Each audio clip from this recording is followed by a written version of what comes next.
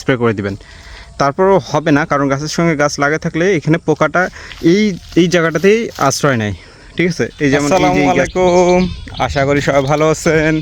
তো সামনে আসতেছে লিচুর সিজন, তো অনেকেই অনেক প্রশ্ন করেন, তার মধ্যে যেটা এই মুহূর্তে খুব প্রয়োজনীয় যেটা নিয়ে কথা বলা দরকার, সেটা হচ্ছে যে অনেকের মনে প্রশ্ন থাকে যে হচ্ছে কবে স্প্রে শুরু করব, লিচুতে কবে স্প্রে দিব। তো সিজন যেহেতু শুরু হচ্ছে সামনে, আমি জানুয়ারি মাসের 1 তারিখ থেকেই মানে জানুয়ারি মাসের প্রথম সপ্তাহ থেকে স্প্রে শুরু করব। তো অনেকেই হচ্ছে স্প্রে আরও পরে করে, কিন্তু আমি আগে থেকে স্প্রে শুরু করব, আপনারাও সেটা স্প্রে শুরু করতে পারেন। অনেকে হচ্ছে ফুল যখন মূল বের হয়, মূলের মাথাটা যখন বের হয় তখন স্প্রে শুরু করে, আর অনেকেই হচ্ছে যখন লিচুর ফুল ফুটে গুটি হয়ে যায় তখন স্প্রে করে। তো আপনারা আমাকে যারা ফলো করেন তারা হচ্ছে আমার সঙ্গে স্প্রে শুরু করতে পারেন। আর অনেকেই অনেক জায়গা থেকে আমাকে নক দেন। তো আমাদের এখানে কিন্তু লিচুটা হয় মিডল টাইমে। তো যেহেতু আমাদের আবহাওয়াটা চলে আসে আপনার দক্ষিণ দিক থেকে, তো আমরা উত্তরবঙ্গের মানুষ, তো দক্ষিণ দিকের হচ্ছে আবহাওয়াটা আগে আসে, তার মানে হচ্ছে দক্ষিণ দিকে আপনার লিচুর ফুলটা আগে আসবে। তো সেই ক্ষেত্রে আপনারা 15 দিন 1 মাস আগে থেকে স্প্রে শুরু করতে পারেন। যেমন আপনারা এই ডিসেম্বরের শেষের আগে, মানে 20 তারিখের ওইদিকে স্প্রে করে দিতে পারেন, কিংবা জানুয়ারি থেকে স্প্রে করলেও হবে। আর স্প্রেটা সাধারণত আপনারা 15 দিন পর করবেন।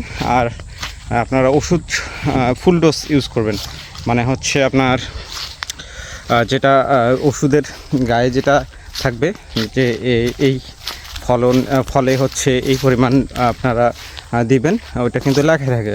ঠিক আছে, আমাকে অনেকে প্রশ্ন করেন যে ভাই কতটুকু দিব।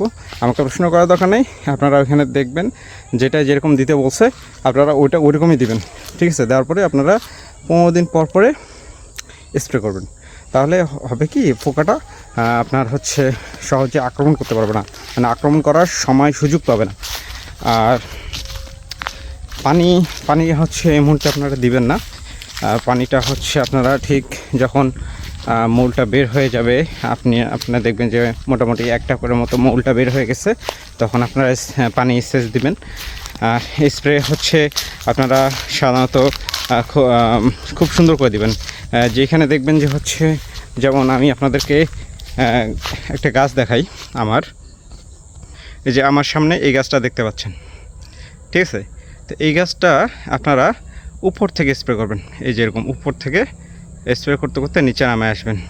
ঠিক আছে, এবং সুন্দর করে যদি পারেন তাহলে গাছের ভিতরেও স্প্রে করে দিবেন। এই যে একটা গাছ আছে, গাছের আপনারা এরকম ভিতরেও স্প্রে করে দিবেন। তাহলে অনেক সময় দেখা যায় যে অনেক পোকামাকড় আপনারা বাইরে এরকম এই গাছের বাইরে স্প্রে করতেছেন, আর পোকামাকড় আসে এই যে এরকম গাছের ভিতরে আসে আশ্রয় নিচ্ছে। তো সেক্ষেত্রে আপনারা গাছের ভিতরেও স্প্রে করে দিবেন। আর যেখানে দেখবেন যে হচ্ছে গাছের সঙ্গে গাছ লাগিয়ে গেছে, যেমনটা এই যে এইখানে দেখা যাচ্ছে আমার এখানে গাছের সঙ্গে গাছ লাগিয়ে গেছে, তো এগুলো আমি হচ্ছে আপনার হচ্ছে এটা ছাঁটাই করে দিয়েছিলাম, তারপরও গাছ লাগিয়ে গেছে। তো এই জায়গাগুলোতে আপনারা স্প্রেটা যদি পারেন তাহলে এই ডালটা সরাই নিয়ে স্প্রে করবেন, কিংবা হচ্ছে আপনারা একটু দেখে শুনে চতুর্দিক দিয়ে ভালো করে স্প্রে করে দিবেন। তারপরও হবে না, কারণ গাছের সঙ্গে গাছ লাগে থাকলে এখানে পোকাটা এই জায়গাটাতেই আশ্রয় নেয়। ঠিক আছে, এই যেমন এই যে এই গাছটাতেও গাছের সঙ্গে গাছ লাগিয়েছে। তো এগুলা হচ্ছে আমি গাছ ফাঁকা করছি, যেমন এখানে একটা গাছ ছিল, এটা ফাঁকা করছি, মোটামুটি 25 থেকে 30টা গাছ আমি ফাঁকা করে দিছি, শুধুমাত্র ফলনটা ভালো নেওয়ার জন্য, এবং স্প্রেটা যাতে সুন্দর হয়। স্প্রে সুন্দর হলে যেটা হবে সেটা হচ্ছে যে পোকামাকড়ের আক্রমণ হবে না, এবং লিচুটা সুন্দর মতো পাকবে এবং সাইজ মতন বড় হবে। এই সুবিধার কারণে আমি কিন্তু গাছ ফাঁকা করছি। দেখেন আমার মোটামুটি সবগুলা গাছে কোনো গাছের সঙ্গে কোনো গাছ লাগানো নাই। তো আজকে এটাই, আপনারা হচ্ছে স্প্রে হচ্ছে শুরু করতে পারেন এই সময়টাতে, যেটা মনে করেন, তবে আগে থেকে স্প্রে দেওয়াটা ভালো। এরপরে ভিডিওতে হচ্ছে আমি আপনাদেরকে বলবো স্প্রে প্রস্তুতি, যে আপনারা কি কীটনাশক ইউজ করতে পারেন প্রথম থেকে, এগুলো আমি হচ্ছে আপনাদেরকে পরের ভিডিওতে ইনশাল্লাহ বলবো। তো সবাই ভালো থাকবেন, সুস্থ থাকবেন, আল্লাহ হাফেজ।